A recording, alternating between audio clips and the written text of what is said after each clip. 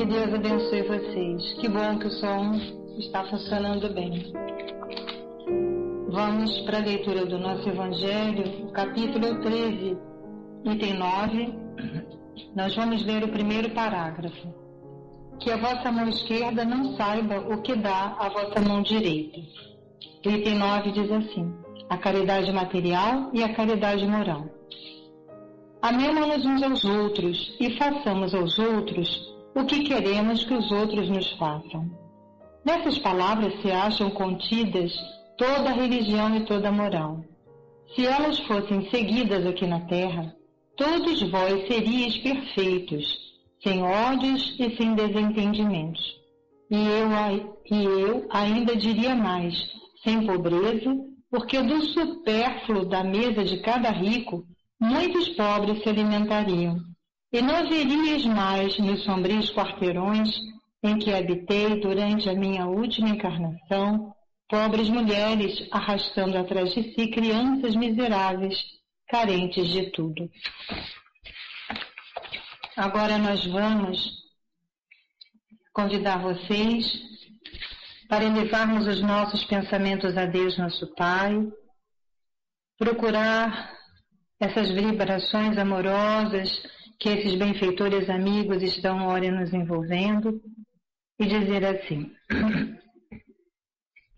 Senhor da vida, Mestre Jesus, queridos amigos espirituais, adorado Pai de infinita misericórdia e bondade, retornando mais uma vez nesta nova semana para participarmos desse estudo do livro Memórias do Suicida, estamos, Senhor, felizes pela possibilidade de termos esses momentos que para nós são tão importantes.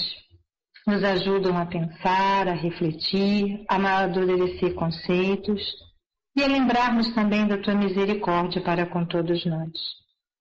E sabendo, Senhor, dessa misericórdia infinita, pedimos que tenha compaixão dos nossos irmãos que vivenciaram essa dificuldade, a do suicídio, Senhor.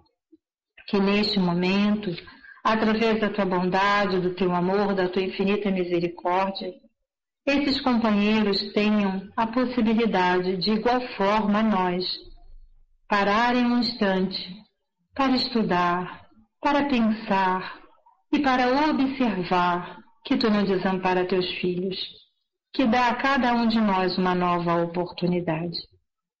Que Maria de Nazaré envolve, acalenta e dá também a eles a condição de refazimento, para que vejam que a vida é imortal e que nós continuaremos caminhando nessa direção abençoada do progresso. Pedimos, Senhor, que a Tua misericórdia possa envolver a todos, a esses companheiros, onde eles estiverem, e a todos nós, Senhor, que aqui estamos nas lidas da carne, para que possamos, de igual modo, usufruirmos desse momento abençoado de estudo.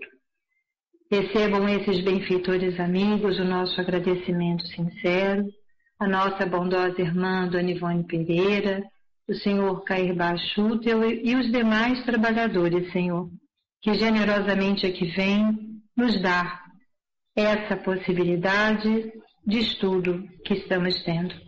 Que Deus oriente os nossos passos e nos dê, ora, a possibilidade de ouvirmos o nosso companheiro Mário falar para nós sobre esse livro que de forma tão especial estamos aprendendo a respeitar e a amar esses companheiros que trouxeram e que vivenciaram essas dificuldades.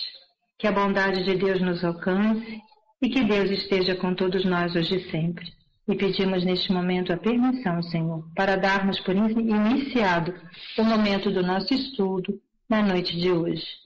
Graças a Deus, que assim seja. Muita paz, Senhor, para todos nós. Graças a Deus. Boa noite, Yasmin. Você que está chegando agora, querida, seja bem-vinda. E agora, Cana, vou passar para você. Um beijo especial no coração de cada um. Bom estudo para todos nós. Fiquem com Deus. Boa noite. Ana já colocou aí, página 131, número 1. É o homem um composto de tríplice natureza, humana, astral e espiritual, isto é, matéria, fluido e essência. Esse composto poderá também ser traduzido em expressão mais concreta e popular, assimilável ao primeiro grau de observação: corpo carnal, corpo fluídico ou perispírito e alma ou espírito, sendo que do último é que se irradiam vida, inteligência, sentimento, etc., etc. Centelha onde se verifica a essência divina e que no homem assinala a hereditariedade celeste. Desses três corpos, o primeiro é temporário, obedecendo apenas à necessidade das circunstâncias inalienáveis que contornam o seu possuidor, fadado à desorganização total por sua própria natureza progressiva, oriunda do limo primitivo, é o de carne.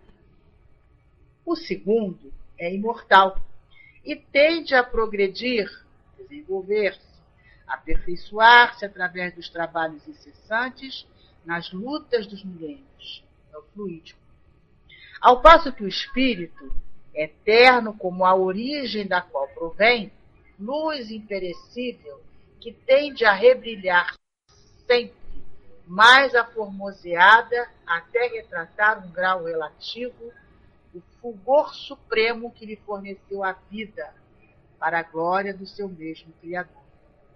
É a essência divina, imagem e semelhança que o será um dia do Todo-Poderoso Deus. Segundo, vivendo na Terra, esse ser inteligente, que deverá evoluir em humanidade, denomina-se homem, sendo, portanto, o homem um espírito encarcerado num corpo de carne ou encarnado. Terceiro, um espírito volta várias vezes a tomar novo corpo carnal sobre a terra. Nasce várias vezes a fim de tornar a conviver nas sociedades terrenas como homem, exatamente como este é levado a trocar de roupa muitas vezes. Mário, chegamos ao número 3. Vamos lá. Aqui é Leon Denis puro, né? Tinha visto uma tijolada aqui. Leon Denis puro, né? Aqui pela boca do Camilo. E é uma síntese dos postulados da doutrina espírita. É o homem composto de tríplice natureza, humana, astral e espiritual, matéria, fluido e essência. É corpo carnal, corpo fluídico, perispírito e a alma, sendo que do último é que se irradiam vida, inteligência, sentimento, etc. Lembram quando Hahnemann fala sobre a cólera, lá no Livro dos Espíritos? Não é a matéria que dá a cólera, e sim resultado lá do espírito. Lembram disso? Procurem depois uma página do Espírito Hahnemann.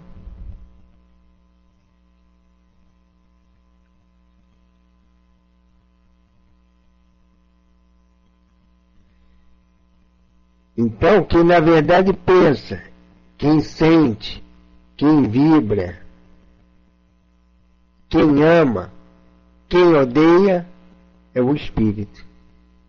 É o principal. O restante são só instrumentos. Não é desses três. O primeiro é temporário, que é o corpo.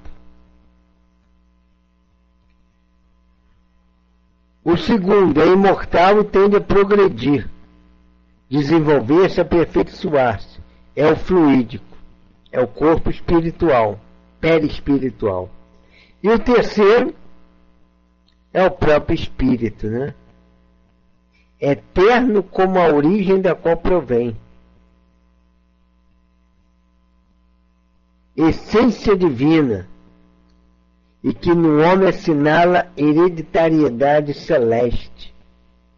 Fulgor supremo que lhe forneceu a vida para a glória do seu mesmo Criador. Quando nós vemos lá no Livro dos Espíritos, os Espíritos falando para Kardec que aquilo que conhecemos como átomo ainda não era o átomo verdadeiro, não era a última partícula, que existia outros conglomerados de matéria para formar o átomo.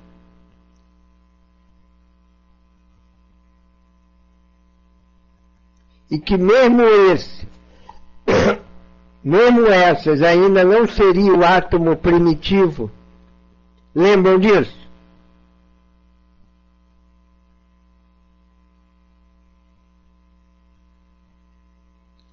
Só que, no tempo de Kardec, a noção que se tinha do átomo era a mesma lá do tempo do Demócrito. A palavra átomo, não divisível. A menor partícula que não era mais divisível. Era o que o cientista conheceu na época. Então não tem como o médium ter inventado isso. Ter pensado, pensou nisso, de que aquele átomo que a gente conhecia não era o átomo ainda, primitivo, que existia subpartículas, embora ele não use essa nomenclatura moderna.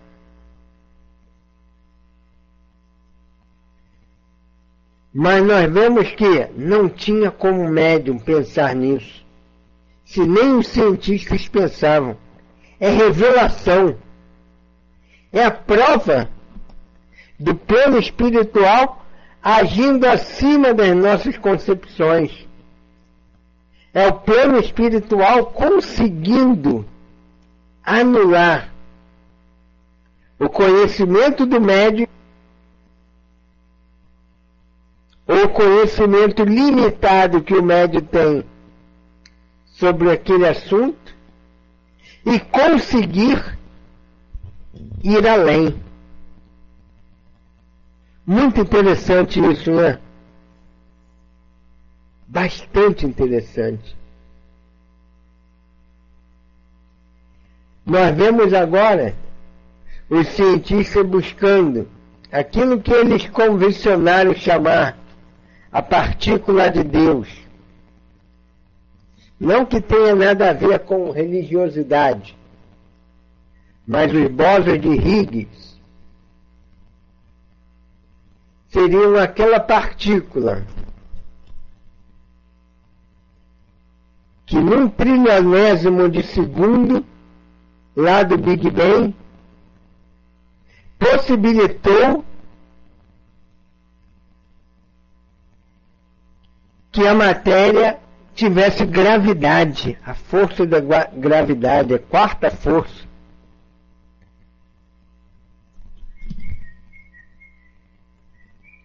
E aí, como eles descobrem isso? Colidindo átomos, colidindo fótons, colidindo micropartículas dentro de um acelerador, gerando trilhões de batidas um com os outros. Em quase 10 anos de pesquisa, só conseguiram detectar 2 ou 3 vezes essa micropartícula, aquilo que eles acham que é a micropartícula. Só que, quando o homem chegar nessa, ainda verá que falta muito. Novas elucubrações virão à sua mente para entender muitas coisas. Como entender a matéria? Se a gente ainda está pesquisando. Aquilo que deu massa à matéria. Como entender a matéria do plano espiritual? Que tipo de forças, que tipo de átomos?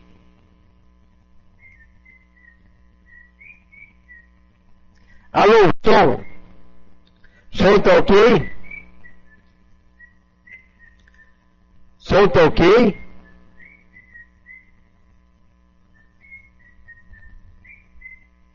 Só ainda de dia, né? Vou fazer mímica para ela.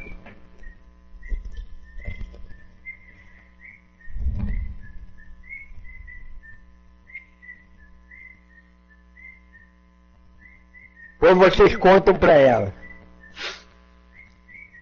A calopsita tá o quindim.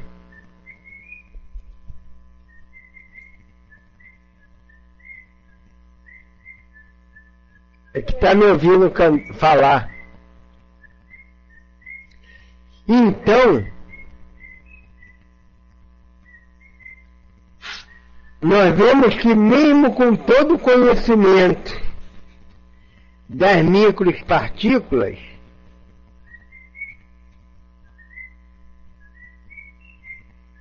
nós ainda demoraremos muito para entender. Se demorou aí quase 10 anos para a gente conseguir perceber aquilo que seriam os bósons de Higgs ou de raios, como queiram, quando chegaremos a uma aparelhagem que a gente possa ver essas mesmas leis ou outras leis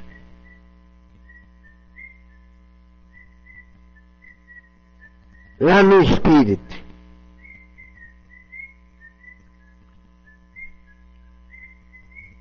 Como o espírito anula a lei de gravidade? Como consegue a penetrabilidade? Olha quanta coisa. Como consegue viajar no tempo e no espaço?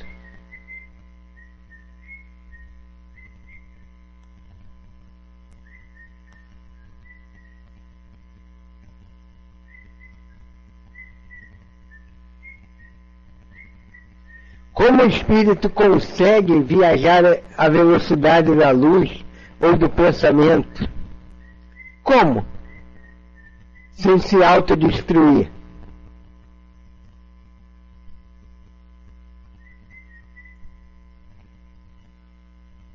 Vê como nós na ciência estamos longe ainda. Já imaginaram isso? Qualquer ser que viajasse à velocidade do pensamento, que é mais do que a da luz,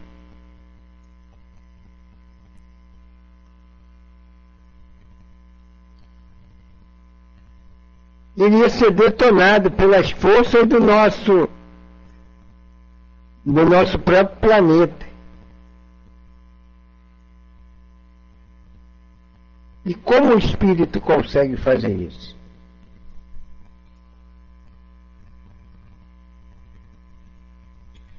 Então é muita coisa que a gente vai vendo que realmente o espírito tem essa centelha onde se verifica a essência divina e que no homem assinala a hereditariedade celeste. Espírito eterno como a origem, né? Deus, do qual provém luz imperecíveis que tende a rebrilhar sempre mais amorfoseada, até retratar em grau relativo o fulgor supremo que lhe forneceu a vida para a glória do seu mesmo Criador. Fantástico isso, né? É a essência divina, imagem e semelhança, que o será um dia do Todo-Poderoso Deus. Lindo isso. Compliquei a cabeça de vocês aí com essas informações de ciência. Ou fui claro?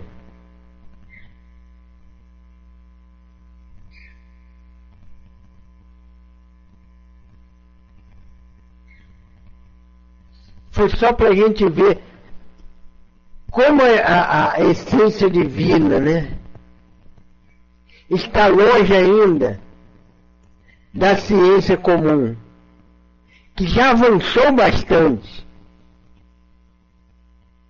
que está chegando lá no esboço de Higgs, mas depois verá que precisa mais outro.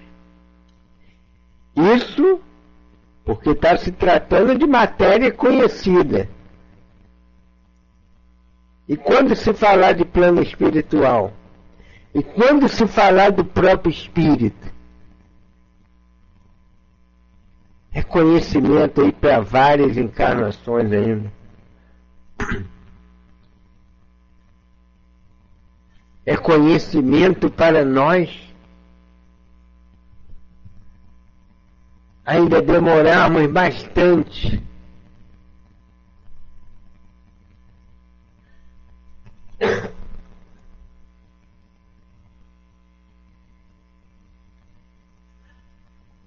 Ok, mano? Aí ele diz assim: vivendo na Terra, esse ser inteligente que deverá evoluir pela eternidade, denomina-se homem. Sendo, portanto, o homem um espírito encarcerado num corpo de carne ou encarnado. Em verdade, ele mostra aqui que estamos apenas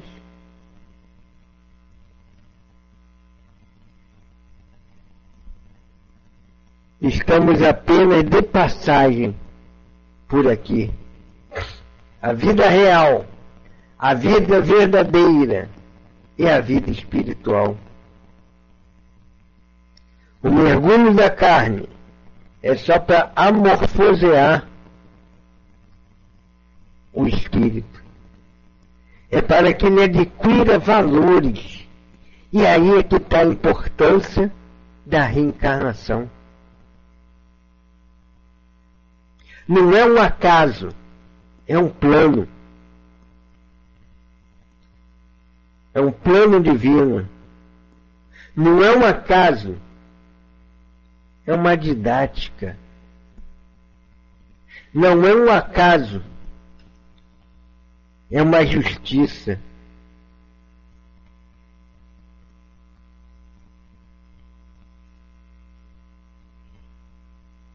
Então está reencarnada. É um plano divino.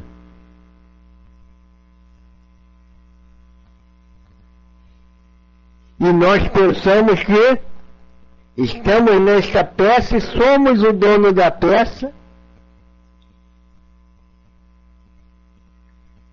com total liberdade de sair da peça quando queira. Fazendo uma metáfora, colocando a vida como uma peça.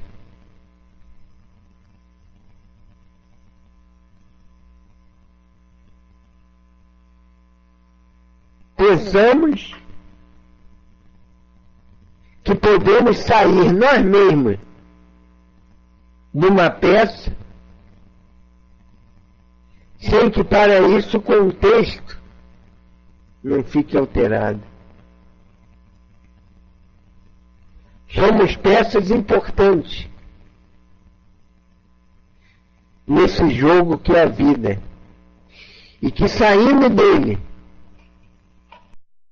de uma maneira subversiva, a palavra é forte, mas é essa mesmo, quando subvertemos, tentamos subverter as leis divinas, não sairemos imunes das consequências que causarmos a nós mesmos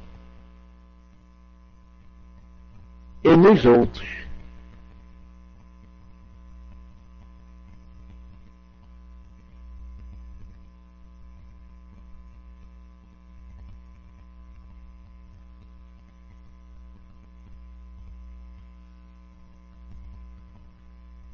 A nós mesmos e nos outros.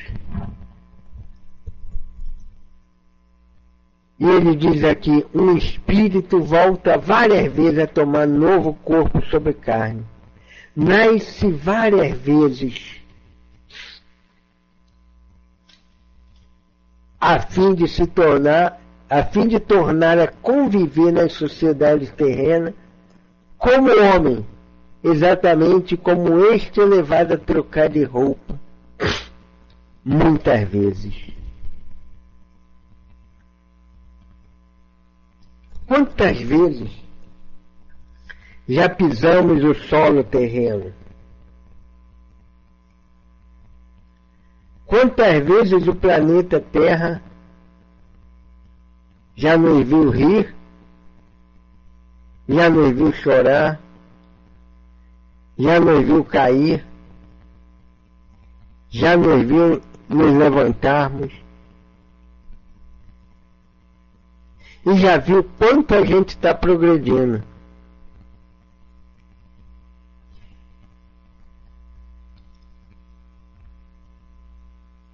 Nesses milhões de anos, 40 milhões de anos, que a gente adquiriu a consciência,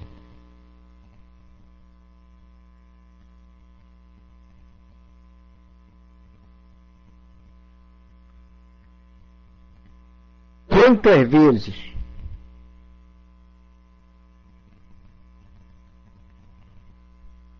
nós já buscamos acertar? Quantas vezes nós erramos deliberadamente? Mas quantas vezes o planeta nos viu crescer? Inúmeras, milhares de vezes ou milhões de vezes.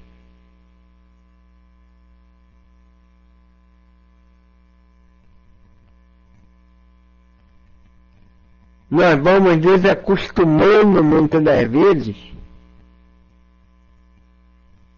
pelas sensações que o mundo à nossa volta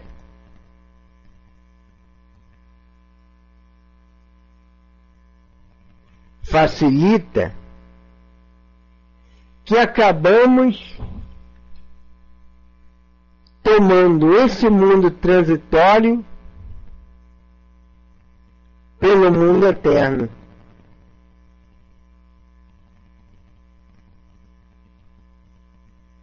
As sensações fazem isso,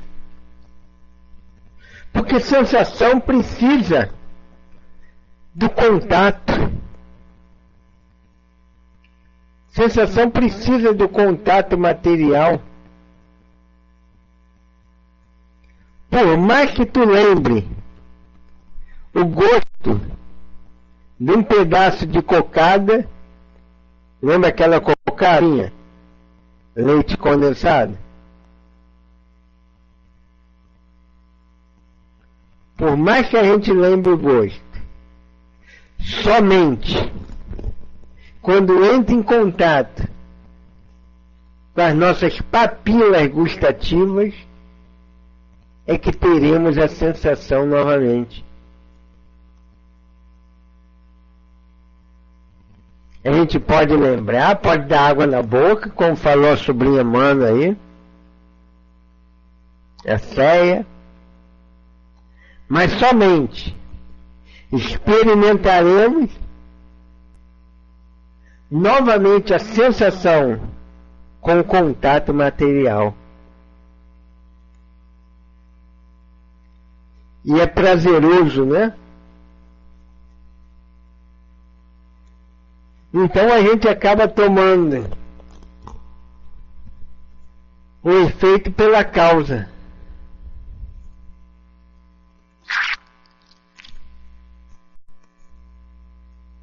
Acabamos tomando o mundo material que nos causa prazer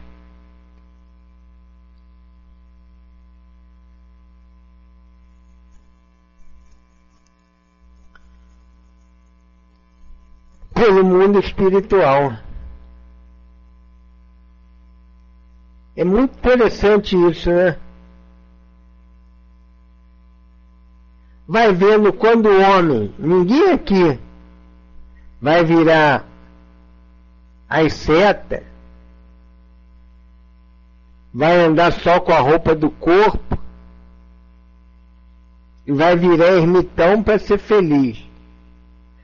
Mas já repararam, conforme a gente vai crescendo espiritualmente, ou aqueles que já cresceram espiritualmente,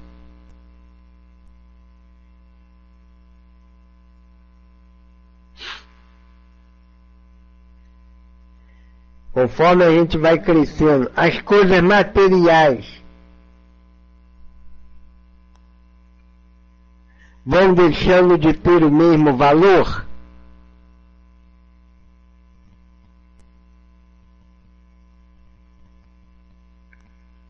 Passa a ser relativo. Por quê? Porque a gente sabe que as sensações são efêmeras. Só naquele momento que tem contato conosco.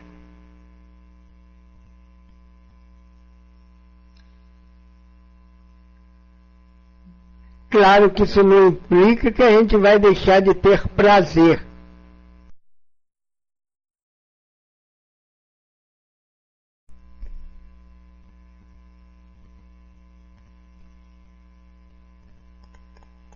Mas é o uso ao invés do abuso. O uso sabe que é transitório. O abuso toma aquilo como eterno, mesmo sabendo que é efêmero. Entenderam isso? Viu quanta coisa a gente estudou só nesses 3 pontinhos aí que a gente deu. 2, né? 2 ainda. 3. Nós vamos aos poucos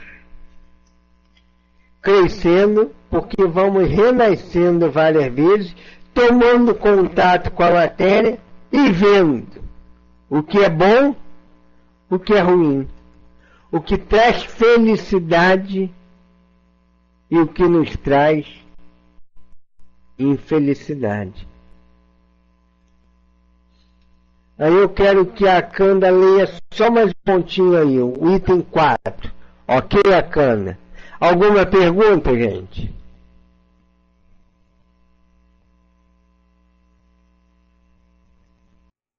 Então, vamos lá, item 4.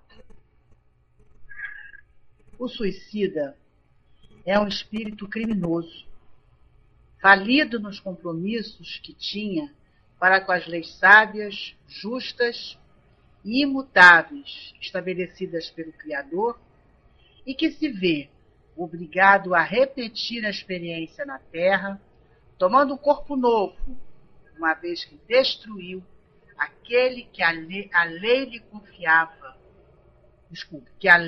confiara para instrumento de auxílio na conquista do próprio aperfeiçoamento, depósito sagrado que ele antes deveria estimar e respeitar do que destruir, visto que lhe não assistiam direitos de faltar aos grandes compromissos da vida planetária, tomados antes do nascimento, em presença da própria consciência e ante a paternidade divina, que lhe fornecera vida e meios para tanto.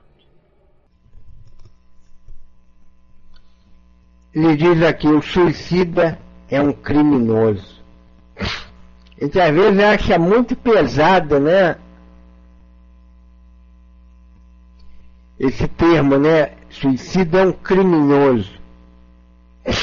Mas se for o próprio Camilo que coloca no livro, o próprio Leon Denis, o que vem a ser um criminoso? O que vem a ser um crime? Um crime é qualquer violação grave, segundo o dicionário. Violação muito grave, né? Não é nem grave, muito grave, de ordem moral, religiosa ou civil, punido pelas leis. Então foi uma violação, nesse caso, de ordem o quê? Moral, espiritual, religiosa e, acima de tudo, da lei universal. Das leis que regem a vida.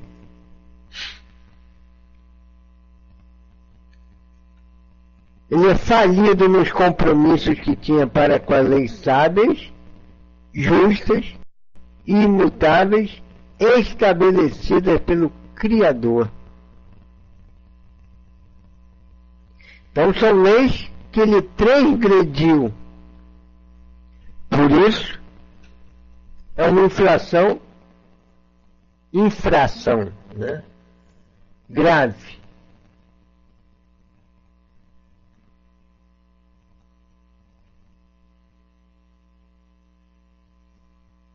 Nós vemos que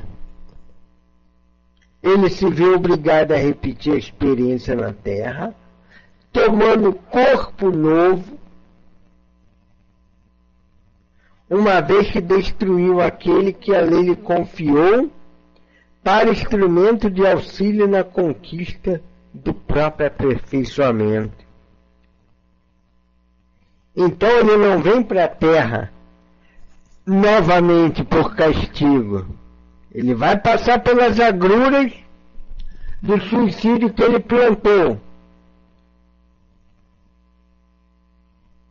Ele vai passar pelas dificuldades que ele criou para ele.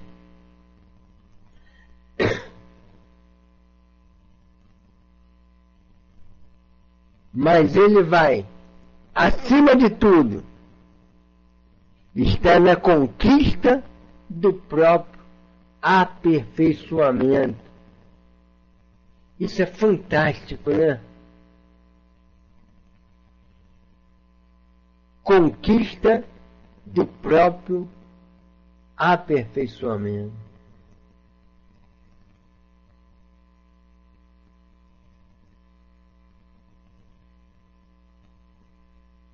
Na verdade, é uma didática divina para o nosso crescimento. Ele fala sobre o corpo, depósito sagrado, que ele antes deveria estimar e respeitar. Estimar é ter em autoestima, né?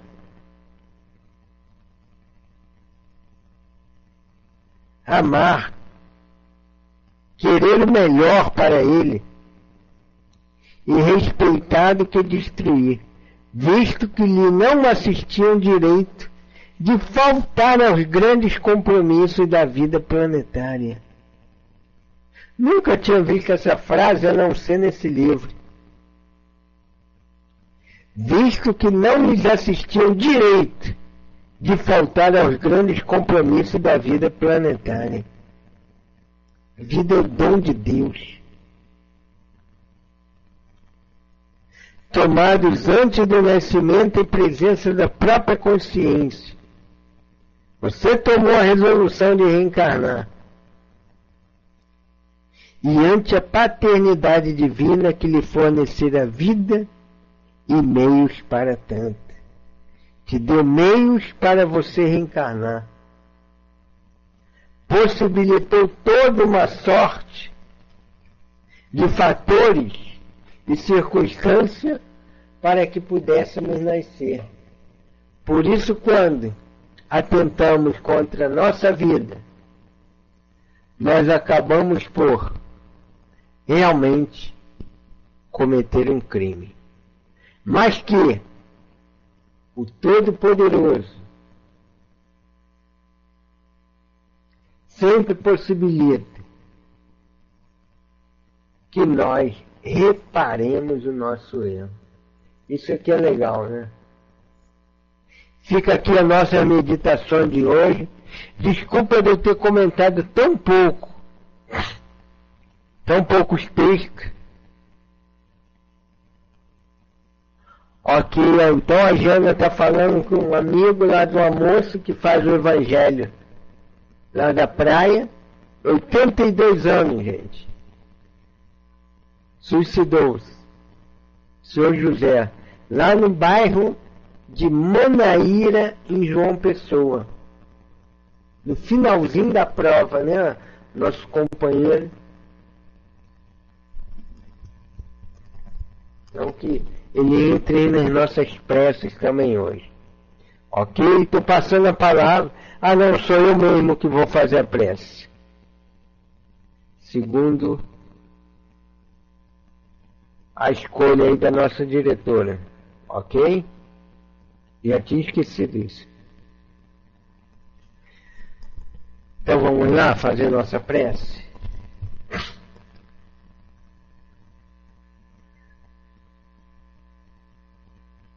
Senhor Deus, aqui estamos, perante a tua grandiosidade, perante a tua paternidade divina, que colocou em nós uma centelha de teu amor, nos criando para sermos perfeitos perante ti, Senhor. Nós queremos rogar pelos nossos irmãos suicidas que se equivocaram, Senhor, e buscaram o suicídio como uma solução.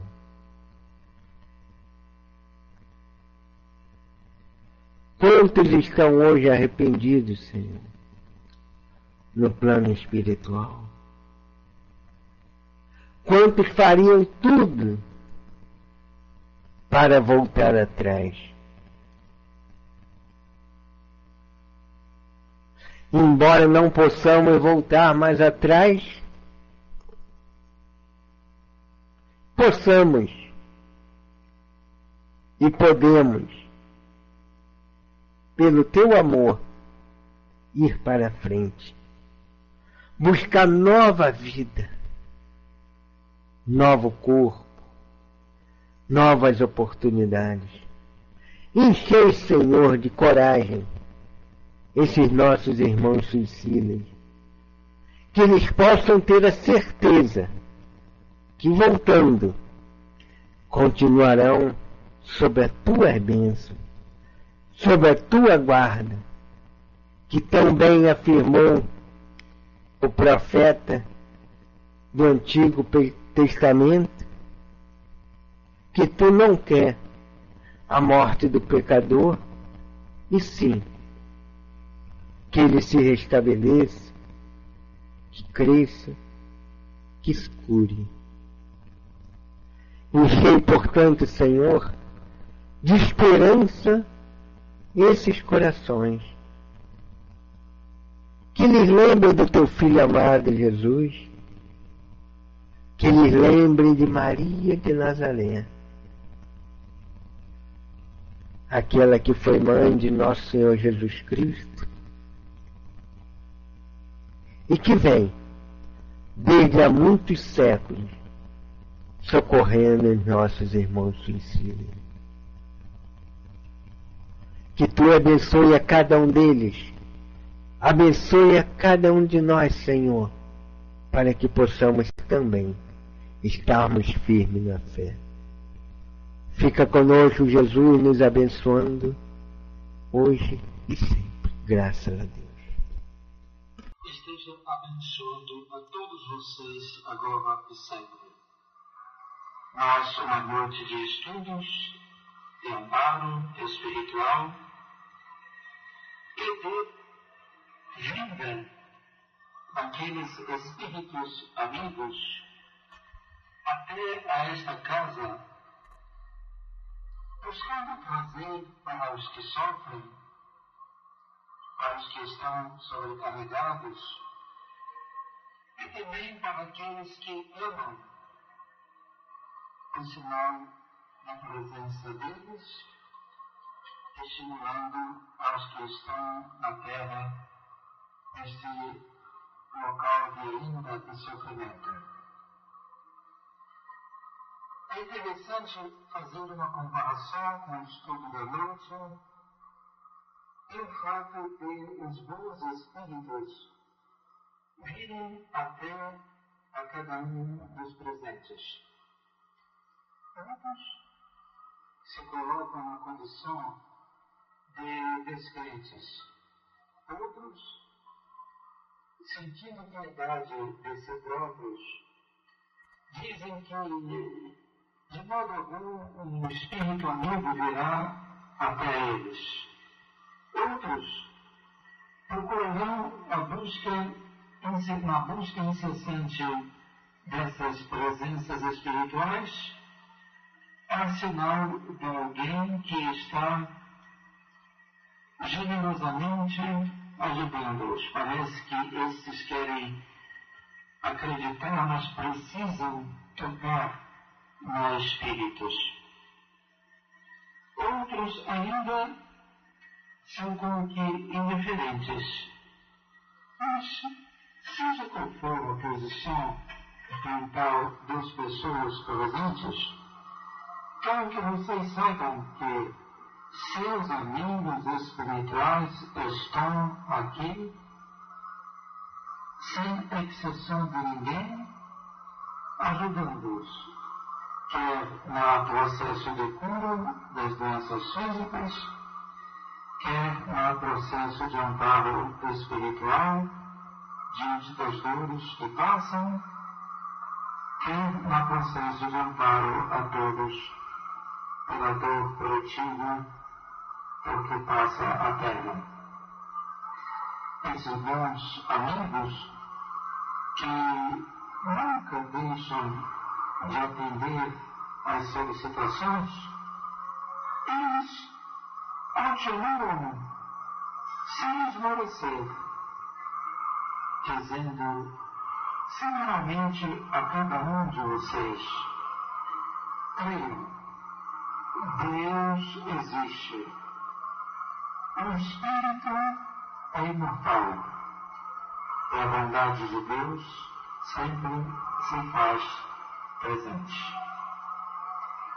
Neste amplo processo de amparo por parte dos guias, aí está também a demonstração da bondade de Deus por cada um e a sugestão para que todos aprendamos a ver os exemplos vivos das manifestações mediúnicas, visíveis ou não, o sinal de que Deus está presente.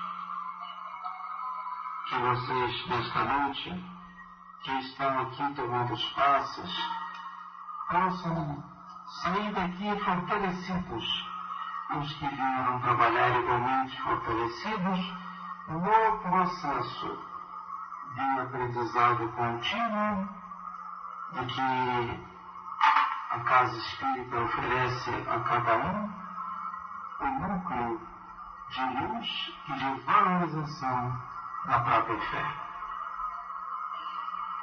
Agora, ao se despedirem, rogamos a Jesus Cristo que abençoe a todos e a cada um traga também a mensagem do Chico e da paz.